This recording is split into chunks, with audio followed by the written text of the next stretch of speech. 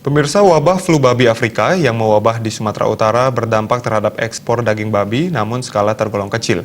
Mengantisipasi penyebaran, pemerintah telah memusnahkan babi yang terjangkit virus. Menteri Pertanian Syahrul Yassin Limpo menyampaikan penyebaran wabah flu babi Afrika atau African Swine Fever berada di 3 kabupaten di Sumatera Utara. Menurutnya, wabah itu berdampak terhadap ekspor daging babi namun skalanya kecil. Wabah virus flu babi Afrika menyerang secara tiba-tiba, namun virus tersebut tidak mewabah di seluruh Indonesia. Kabupaten aja tentu saja ada dampaknya, tapi skalanya kecil kan. Paling nilainya berapa, Pak? masih kurang teknis kalau gitu.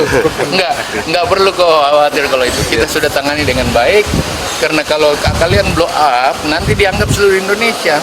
Kalau ini kan babi itu lebih banyak kita ekspor keluar daripada konsumsi kita.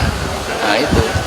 Dan kita sangat sekarang itu 3 baris, 3 lapis pemeriksaan yang ada di sana pada daerah-daerah yang katakan terkontaminasi. Kami yakin ini minimal mampu kita maksimalkan untuk tidak ada daging. Mengantisipasi penyebaran virus flu babi Afrika, pemerintah memusnahkan babi yang terjangkit virus.